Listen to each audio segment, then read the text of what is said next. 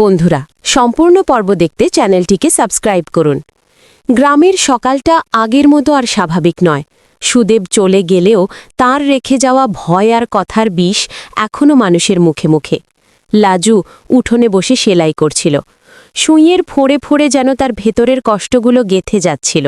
সে আগের মতো নয়, চোখে এখন ভয় কম, কিন্তু দ্বিধা বেশি।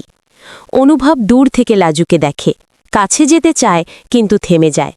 সব সাহায্যের পরও সে বুঝে গেছে সব সম্পর্ক কাছে এলেই সুন্দর হয় না, কিছু দূরত্ব প্রয়োজন হয় বিশ্বাস বাঁচিয়ে রাখতে।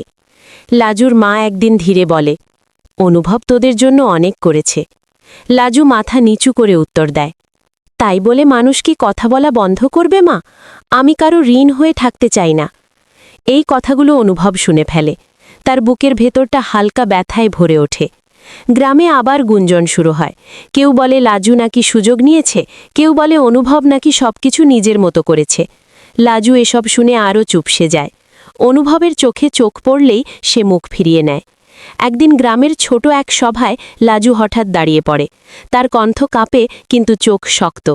আমার জন্য কেউ পাশে দাঁড়িয়েছিল ঠিকই, কিন্তু লড়াইটা আমি নিজেই করেছি। আজ আমি কারো দয়ায় নয়, নিজের পায়ে দাঁড়িয়ে আছি। সবাই নীরব। দূরে দাঁড়িয়ে অনুভব চোখের পানি লুকাতে পারে না। সে বুঝে যায় লাজু আর আগের লাজু নেই। সেদিন সন্ধ্যায় হঠাৎ বৃষ্টি নামে।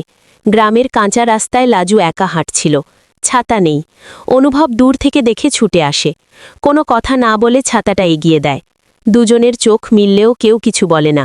সেই নীরবতাই যেন হাজার কথা বলা হয়ে যায়। হাঁটতে হাঁটতে লাজু আসতে বলে, সবাই পাশে থাকে না, কেউ কেউ শুধু বুঝে নেয়। অনুভব হালকা হাসে। সে আর কিছু বলে না, কারণ কিছু অনুভূতির নাম দিলে সেগুলো ছোট হয়ে যায়। রাত নামলে গ্রামের আকাশ পরিষ্কার হয়। চাঁদের আলোয় দুটো ছায়া ধীরে ধীরে দূরে সরে যায়। কাছাকাছি থেকেও আলাদা, তবু এক অদৃশ্য বন্ধনে বাঁধা। ভিডিও ভালো লাগলে লাইক দিন। আপনার মতামত ও অনুভূতি কমেন্টে লিখুন। নতুন পর্বের আপডেট পেতে বেল আইকনে ক্লিক করুন।